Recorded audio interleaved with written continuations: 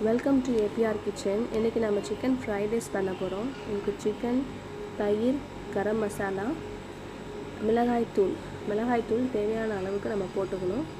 அதோட இஞ்சி பூண்டு பேஸ்ட்டு நமக்கு தேவையான அளவு போட்டு நல்லா பிசையணும். நல்லா பிசைங்க, அப்போ தான் அந்த சாறு நல்லா அடங்கும். அப்புறம் தேவையான அளவு உப்பு சேர்த்து நல்லா அதை நம்ம கிளறி வைக்கணும். ஓரளவுக்கு நல்லா டேஸ்ட் வர வரைக்கும் நல்லா கிளறி வச்சுட்டு அதுக்கு தேவையான அளவுக்கு நம்ம காய்கறி தனியாக வச்சுக்கலாம்.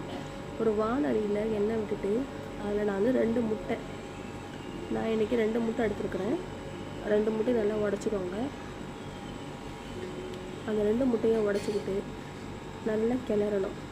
ஓரளவுக்கு அதை நல்லா பீட் பண்ணிக்கிட்டே இருக்கணும். அப்போ அதனுடைய தன்மை மாறும்.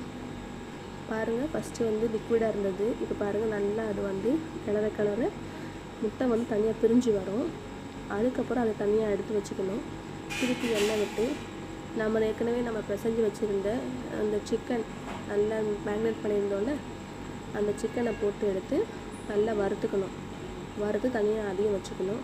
அதுக்கப்புறம் ஒரு பாத்திரத்தில் கொஞ்சம் எண்ணெய் விட்டு பூண்டு, நான் இன்றைக்கி சின்னதாக பூண்டு நறுக்கியிருக்கிறேன்.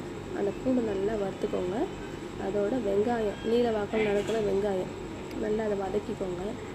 வெங்காயம் வறுப்பட்ட பிறகு தேவையான அளவுக்கு கேரட் நல்லா, நான் பாருங்கள் எந்த அளவுக்கு வெட்டியிருக்கேன்னு, ஓரளவுக்கு கேரட் நல்லா வெட்டிட்டு அதோட பீன்ஸ் ஓரளவுக்கு நம்ம நல்லா வதக்கிக்கணும். எல்லாத்தையும் போட்டு வதக்கிடணும்.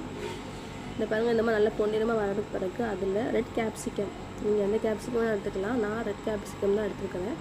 அப்புறம் தேவையான அளவு உப்பு போட்டு நல்லா வதக்கிக்கோங்க.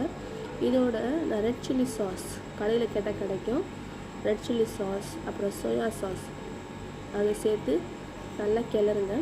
அதுக்கு தேவையான அளவுக்கு டேஸ்ட்டுக்கு ஏற்ற மாதிரி டொமேட்டோ கெச்சப், நான் இன்றைக்கி 2 ஸ்பூன் டொமேட்டோ கெச்சப் போட்டிருக்கிறேன்.